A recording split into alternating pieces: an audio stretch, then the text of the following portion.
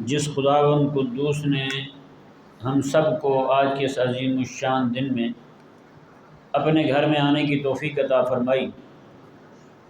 پچھلے خطبہ جمعۃ المبارک میں بچوں کی دینی اور اسلامی اور اعتقادی تربیت کے حوالے سے ایک مضمون شروع کیا تھا۔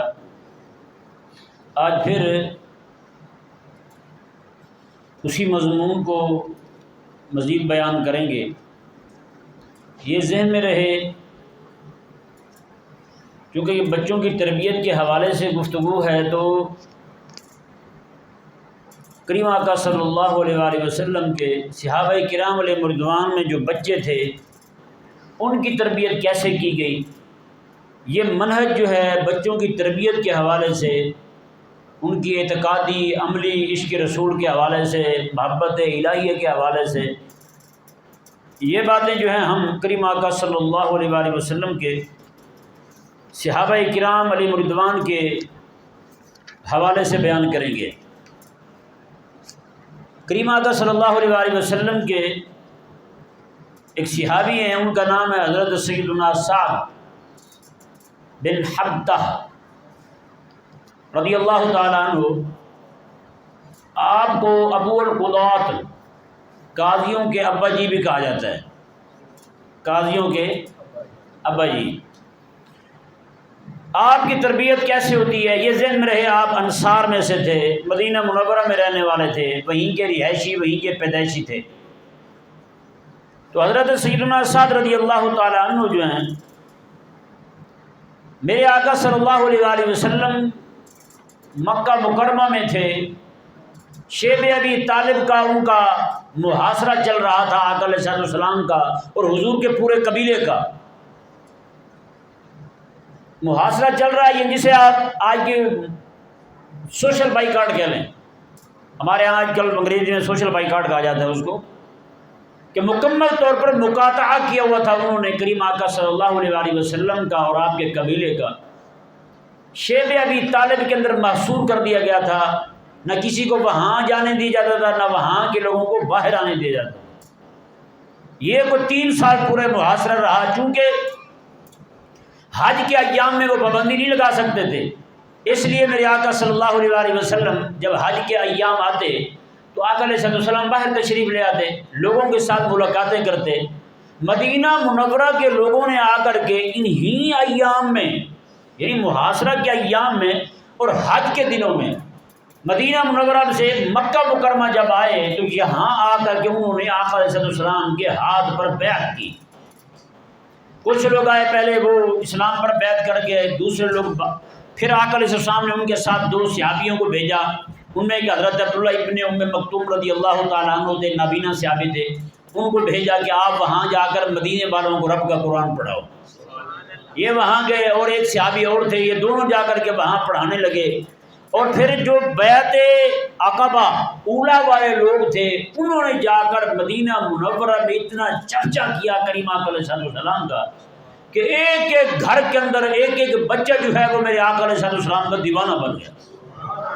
پورے مدینے میں ایک گھر ایسا نہیں رہا جہاں پر میرے آقا صلی اللہ علیہ وآلہ وسلم کے چرچے نہ ہوں، جہاں پہ حضور کا ذکر نہ ہو رہا ہو، جہاں پہ میرے آقا علیہ السلام کا نام نہ لیے جا رہا ہو، ایک ایک گھر کے اندر۔ آخری بار جب یہ آئے نا، ادھر محاصرہ چل رہا ہے، کریم آقا صلی اللہ علیہ وآلہ وسلم بیعت کرتے ہیں، ان سے بیعت لیتے ہیں، اسی مسئلے پر بیعت لیتے ہیں کہ میں مدینے آؤں گا تمہارے ہاں، تم نے پھر جس چیز سے اپنا دفاع کرتے ہو، اپنے بچوں کا دفاع کرتے ہو، اپنے گھر والوں کا دفاع کرتے ہو، اس چیز سے تمہیں میرے گھر والوں کی اور میرے ساتھیوں کا بھی دفاع کرنا لازم ہوگا تم پر۔ ان تمام لوگوں نے بیعت کی۔ 70 سے زائد لوگ تھے، جن میں 2 خواتین بھی تھی، 2 خواتین بھی تھیں، باقی سارے رجال تھے، یعنی مرد تھے۔ وہ 70 سے زائد لوگ بنتے ہیں یا 70 بنتے ہیں، اتنی تعداد تھی بس۔ انہوں نے آقا علیہ السلام کے دست مبارک پر بیعت کی۔ یہیں سے آقا علیہ السلام سے وعدہ کر کے گئے کہ حضور آپ تشریف لائیں، ہم آپ کے انتظار میں ہیں۔ آپ سوچ سکتے ہیں کہ آقا صلی اللہ علیہ وسلم جو ہیں کچھ لوگوں کو بھیجا حضور نے، کچھ لوگ آئے تھے گنتی کے لوگ جو کلمہ پڑھ کے گئے تھے۔ آقا علیہ السلام مدینے آتے تو مدینے والے سارے لوگ جو ہیں 500 بندہ تو اکیلا تلواریں لے کر کے آقا علیہ السلام کے استقبال کے لیے کھڑا ہوا تھا، 500 بندہ، اندازہ لگائیں۔ تو کریم آقا صلی اللہ علیہ وسلم کی آمد سے بھی پہلے پورے مدینے میں آقا علیہ السلام کے چرچے ہونے لگے۔ اور مزیداری والی بات یہ ہے، حضرت سعد رضی اللہ تعالیٰ عنہ، حضرت سعد بن عبدہ رضی اللہ تعالیٰ عنہ، آپ جو ہیں آپ بھی انہی اہل مدینہ میں سے ہیں، اہل مدینہ میں سے ہیں۔ اور جس طرح باقی اہل مدینہ حضور کی آمد کا انتظار کر رہے تھے، یہ بھی حضور کی آمد کا انتظار کر رہے ہیں۔ ان کی اماں جان جو ہے بڑی انتہائی نیک خاتون تھی، یہ پہلے سے کلمہ پڑھ چکی تھی، مسلمان ہو چکی تھی۔ رات دن ان کے پتہ کیسے گزرتے ہیں، یہ ذرا الفاظ دیکھیں خود صاحب کتاب کے۔ وَمَا دَخَلَ الْإِسْلَامُ الْمَدِينَةَ وَدَخَلَ فِي كُلِّ بَيْتٍ مِّن بُيُوتِ أَهْلِهَا وَصَعِدَ بِهِ الْكِبَارُ وَالصِّغَارُ۔ فرماتے ہیں کہ مدینہ شریف میں اسلام داخل ہو گیا، اور صرف مدینہ میں نہیں، ایک ایک گھر میں داخل ہو گیا اسلام، ایک ایک گھر میں اسلام داخل ہو گیا۔ کہتے ہیں وَصَعِدَ بِهِ الْكِبَارُ وَالصِّغَارُ، کہتے ہیں پھر اسلام کی سعادت سے بڑے بھی سعادت مند ہوتے گئے، چھوٹے بھی اس نعمت کو پاتے گئے، سارے کے سارے جناب۔ اللہ اکبر کبیرہ۔ کہتے ہیں کہ وَمِنْ هَؤُلَاءِ الصِّغَارِ الَّذِينَ سُعِدُوا بِهِ سَعْدُ بْنُ حَبْطَةَ، کہتے ہیں بچوں میں، جن بچوں کے دلوں میں اسلام نے گھر کر لیا تھا، ان بچوں میں حضرت سعد رضی اللہ تعالیٰ عنہ بھی تھے، یہ حضرت سعد بن حبطہ رضی اللہ تعالیٰ عنہ آپ بھی تھے۔ خاص طور پر آپ کی اماں جو ہیں وہ بڑی پاک باز خاتون تھی، انہوں نے یہ نسل تیار کی جو دین متین کے ساتھ محبت کرنے والی تھی۔ کہتے کم جلست تلک الام لیالین، ہیں فرماتے کتنی راتیں ایسی گزری کہ یہ مائی صاحبہ جو ہیں حضرت حبطہ رضی اللہ تعالی عنہ جو حضرت سعد کی اماں ہیں، کہتے ہیں یہ مائی صاحبہ جو ہیں کتنی راتیں اپنے بیٹے کا سر اپنی گود میں رکھتی، پھر کیا کرتی، تشرح لوالدها الصغیر سعد عن هذا الدین الجدید، ان کو پھر اس دین جدید یعنی حضور علیہ السلام کے دین کی باتیں سنایا کرتی تھی، راتوں کو حضور کی باتیں سنایا کرتی تھی، حضور کے دین کی باتیں سنایا کرتی تھی۔ آج کل کی مائیں کارٹون دکھاتی ہیں، ماں بھی اپنی جان چھڑاتے ہوئے بچے کو موبائل دیتے، بیٹا کارٹون دیکھ لو، ماں بھی چلو اپنا فیس بک بھی دیکھ لے، انسٹا بھی دیکھ لے، ماں کی اپنی مصروفیات ہوتی ہیں۔ ابا جو ہیں وہ الگ سے بیٹھے ہوئے ہیں، وہ بھی اپنے موبائل پہ لگے ہوئے ہیں، بیوی الگ لگی ہوئی ہے، بچے جو ہیں وہ الگ لگے ہوئے ہیں موبائل پہ، سارے مصروف ہیں۔ تو بتائیں جب اماں بھی مصروف، ابا بھی مصروف، بچے بھی مصروف، تو پھر حضور کا عشق گھر میں کیسے آئے گا، حضور کی محبت گھر میں کیسے آئے گی، آقا علیہ السلام کی محبت کے چراغ پھر کیسے روشن ہوں گے دلوں میں، پھر آقا علیہ السلام کی محبت کا جذبہ کیسے پیدا ہوگا، پھر وہ جناب حضرت سعد رضی اللہ تعالیٰ عنہ والا بلبلہ دل کے اندر کیسے پیدا ہوگا۔ پیارے اور محترم بھائیوں، فرماتے ہیں کہ اماں جو ہیں ساتھ ساتھ حضور کے دین کی تشریح کرتی، وعن ظلام الجاہلیت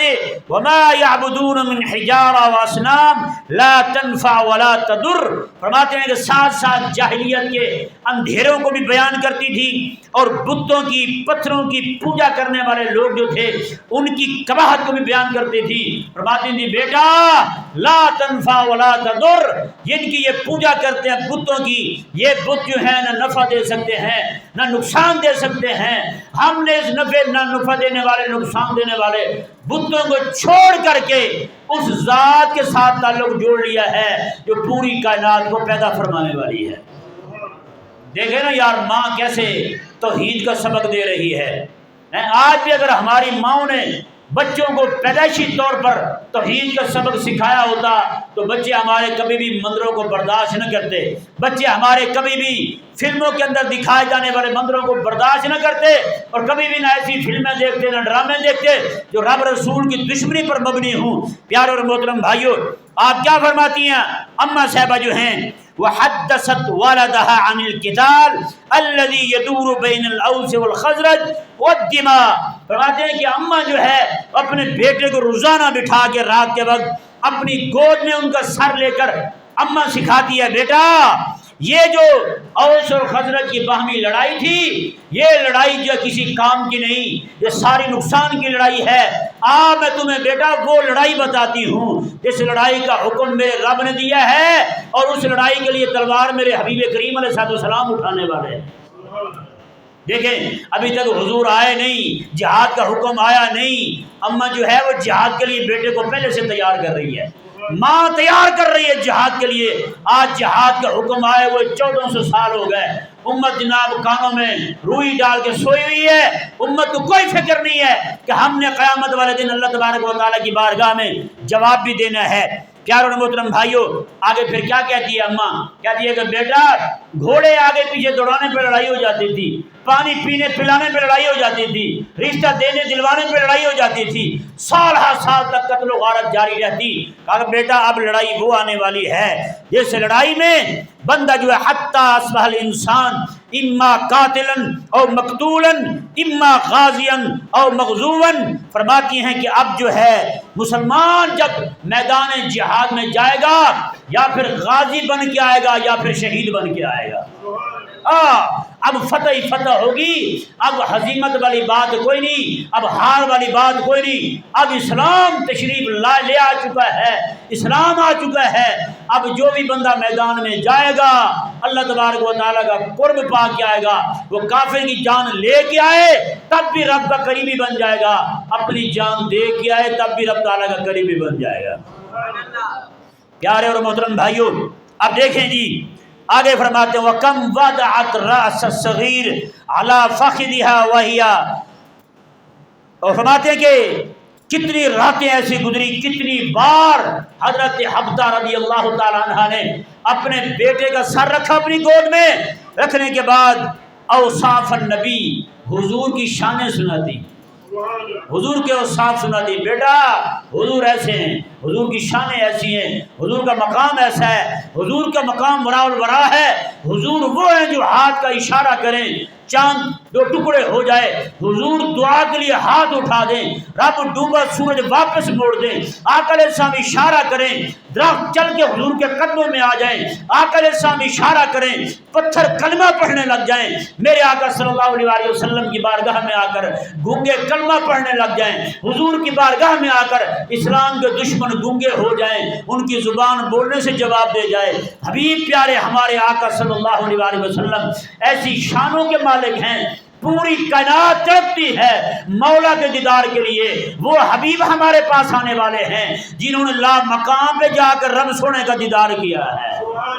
رب کا دیدار کیا ہے۔ وہ سونی ہستی، لاجواب ہستی، بے مثال ہستی، با کمال ہستی آمنہ کے لال تشریف لانے والے ہیں۔ بتائیں یار، جب ماں روزانہ بیٹھ کے اپنے بچے کو حضور کی ایسے شانیں سنائے، حضور کے ایسے اوصاف سنائے، حضور کی نعتیں بتائے، حضور کے کمالات بتائے، تو بچہ جو ہے پھر حضرت سعد بن حفصہ جیسا ہوگا یا نہیں ہوگا؟ اب دیکھیں نا ذرا، میں مزے کی بات دیکھیں، ادھر حضور تشریف لاتے ہیں مدینہ میں، تو مدینہ کے بچے جو ہیں حضرت سعد رضی اللہ تعالیٰ عنہ کے دوست سارے مدینے کی گلیوں میں دوڑ رہے ہیں، بھاگ رہے ہیں کہ کہاں ہیں آقا علیہ السلام، ڈھونڈ رہے ہیں آقا علیہ السلام کو۔ اتنے میں کیا ہوا کہ وہ یردد، بار بار آپ کی زبان پر پتہ کیا الفاظ تھے، کیا شعر تھے؟ وہ شعر یہ تھے، جئت شرفت المدینہ، کہنے لگے سونیا تو آیا ہے تو مدینے کو بھی بزرگی مل گئی ہے، مدینے کے بھی شانیں اونچی ہو گئی ہیں۔ جئت شرفت المدینہ، حبیب پیارے آپ آئے ہیں تو مدینے کو عزت ملی ہے۔ اللہ اکبر۔ آگے کیا کہتے ہیں اس شعر کا آخری مصرع، مرحبا یا خیر دا، اور میرے رب کی طرف بلانے والے سونے خوش آمدید، جی آیا نو سونے، بسم اللہ بسم اللہ آپ تشریف لائے ہمارے شہر میں، اور آپ نے آ کے ہمارے مدینہ، ہمارے یثرب کو مدینہ بنا دیا ہے، اور ہمارے مدینے کو آپ نے بزرگی اور شرف عطا فرما دیا۔ اندازہ لگائیں، یہ حضرت سعد رضی اللہ تعالیٰ عنہ جو بات میں آپ کے سامنے رکھنا چاہتا ہوں، امت کو جس طرف لانا چاہیے، امت کو جس منہج پر بچوں کی تربیت کرنی چاہیے، وہ کیا چیز ہے وہ دیکھیں جی۔ بدر کا واقعہ ہوا مدینہ منورہ میں آ کر، حضرت سیدنا زید بن ارقم، حضرت زید بن حارثہ، حضرت براء بن عازب، ابو سعید الخدری رضی اللہ تعالیٰ عنہ، یہ آقا علیہ السلام کے صحابہ تھے، حضرت سعد بن حفصہ رضی اللہ تعالیٰ عنہ بچوں کو کہتے، اپنے ساتھیوں کو کہتے آؤ یار حضور کے ان صحابہ کے پاس بیٹھ کر ان سے پوچھیں تو صحیح ابو جہل کیسے قتل ہوا تھا، ان سے سنیں تو صحیح دین کے دشمن مارے کیسے گئے تھے، ان سے پوچھیں تو صحیح قریش کے سورما جو ہے کیسے جناب وہاں پہ ذبح ہوئے ہیں، ان سے پوچھیں تو صحیح بدر میں فتح ان کو کیسے حاصل ہوئی ہے، ان سے پوچھیں تو صحیح انہوں نے غزوہ کیسے کیا تھا۔ قربان جائے حضور کے یہ غلام جو ہیں حضرت سعد بن حبطہ رضی اللہ تعالیٰ عنہ مع اطفالہ اپنے ہم عمر بچوں کے ساتھ جا کر کے حضور کے ان صحابہ سے احادیث البطولہ فی بدر بہادری کے قصے سنتے ہیں،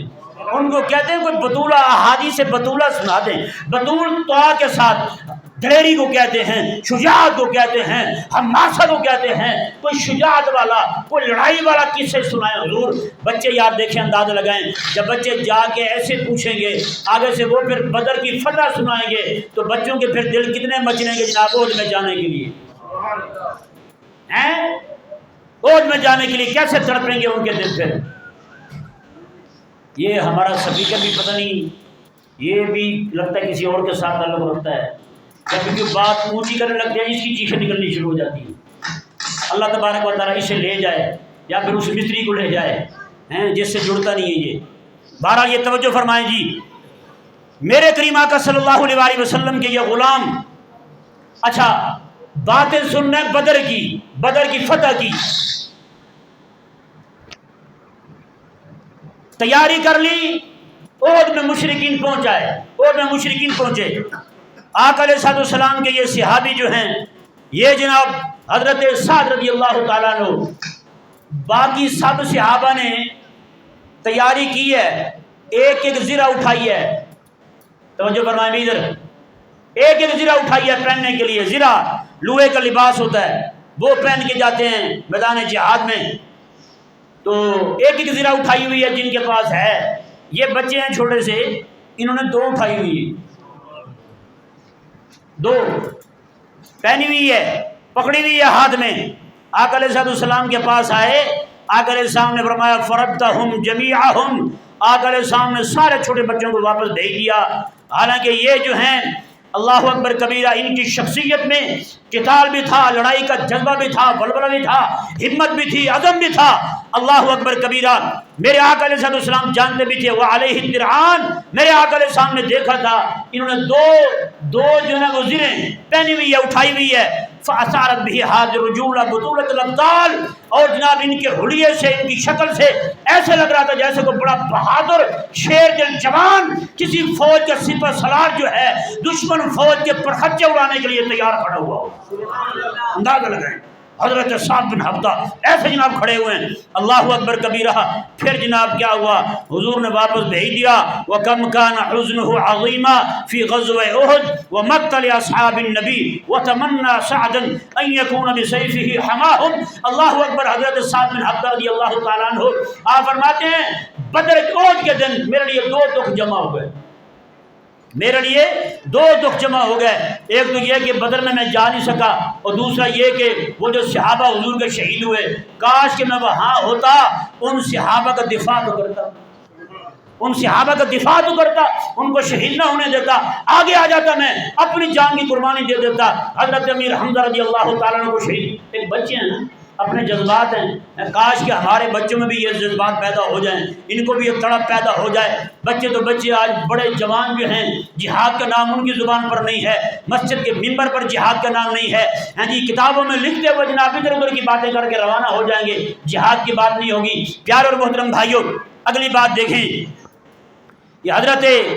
سعد رضی اللہ تعالیٰ عنہ جو ہیں پھر جناب غزوہ خندق آیا، میرے آقا صلی اللہ علیہ وآلہ وسلم نے فرمایا سعد اب تو بھی شریک ہو سکتا ہے۔ ان کی خوشی دیدنی تھی، جی اللہ اکبر کبیرہ۔ فرماتے ہیں کہ بچے چھوٹے تھے، لیکن ان کی ضرب، ان کی پکڑ یہ بڑی مضبوط تھی۔ میرے آقا علیہ الصلوۃ والسلام نے فرمایا من انت ایھا الفتى، اے جوان تو کون ہے؟ جیسے یہ نہیں کہ پتہ نہ ہو کہ یہ کون ہے، پتہ ہوتا ہے کہ اگلا کون ہے، بعض اوقات ہاں بھائی تو کون ہے پوچھا جاتا ہے نا۔ میرے آقا علیہ السلام نے فرمایا کہ من انت ایھا الفتى، وہ جوان تو کون ہے؟ وہ کہنے لگے یا رسول اللہ یہ آپ کا غلام ہے سعد، یہ آپ کا غلام سعد ہے۔ فرمایا عرض کرتے ہیں یا رسول اللہ صلی اللہ علیہ وسلم، بس یہ اتنا فرمایا تھا میرے آقا علیہ السلام نے۔ فمد یدیہ الکریمتین فماسح علی راس سعد، اللہ اکبر کبیرہ۔ فرماتے ہیں مورخ فرماتے ہیں اہل سیر میں سے جو یہ صاحب ہیں، یہ فرماتے ہیں شیخ عبد الحمید الکندہ حافظ اللہ فرماتے ہیں میرے آقا علیہ السلام نے اپنے دونوں ہاتھ اٹھائے، لمبے کیے اور سعد کے سر پر رکھ دیے۔ وقاتے ہیں فرماتے ہیں وَكَأَنَّهُ يُبَارِكُ فِيهِ هَذِهِ الْبُطُولَ وَهَذَا الْإِقْدَامِ، کہتے ہیں ایسے لگ رہا تھا جیسے آقا علیہ السلام جو ہیں حضرت سعد میں مزید بہادری انڈیل رہے ہیں، بہادری بھر رہے ہیں ان میں، اور فرمایا کہ وَهَذَا الْإِقْدَامِ، اور آقا علیہ السلام نے یہ وصف ان میں بھر دیا کہ وَهَذَا الْإِقْدَامِ، کہ اب یہ قدم اس کے آگے ہی بڑھیں گے، اس کے قدم میدان جہاد سے کبھی پیچھے نہیں ہٹیں۔ اندازہ لگائیں گے یہ حضرت سعد بن عبدہ رضی اللہ تعالی عنہ ہیں۔ یہ جناب پھر ایسی اللہ تبارک و تعالی نے ان کو عظمت اور شان عطا فرمائی۔ اللہ اکبر۔ فرماتے ہیں اما شخصیت الفقہیہ، فرماتے ہیں ان کی فقہی شخصیت کیا شان رکھتی ہے، انہوں نے حضور سے بھی علم حاصل کیا ہے۔ میرے آقا علیہ فرماتے اللہ اکبر، حضور سے پھر کہتے ہیں ایسے علم حاصل کیا ہے جیسے پیاسا پانی کی تڑپ میں نہیں ہوتا، ایسی تڑپ تھی ان کو علم کی، حضور کی بارگاہ میں ایسے بھاگ بھاگ کے آتے تھے۔ فرماتے ہیں پھر آقا علیہ السلام کی بارگاہ میں علم پڑھتے رہے یہاں تک کہ پوری سرابی ان کی آقا علیہ السلام کا وصال شریف ہو گیا، پھر مولا علی کے شاگرد بن گئے، پھر حضرت زید بن ارقم رضی اللہ تعالیٰ عنہ کے شاگرد بن گئے، ان سے پھر انہوں نے علم پڑھا۔ اگلی بات بڑی مزیدار ہے، وَمِن ذُرِّيَّةِ سعد رضی اللہ عنہ، حضرت سعد رضی اللہ تعالیٰ عنہ کی اولاد میں امام اعظم ابو حنیفہ رضی اللہ تعالیٰ عنہ کے سب سے بڑے،